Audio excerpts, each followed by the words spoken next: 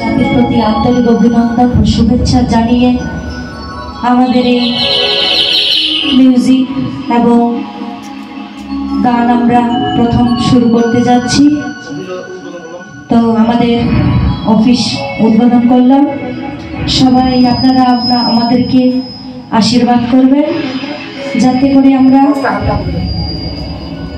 একটু আগাইতে পারি আপনাদের দোয়া আশীর্বাদে। ধন্যবাদ সবাইকে।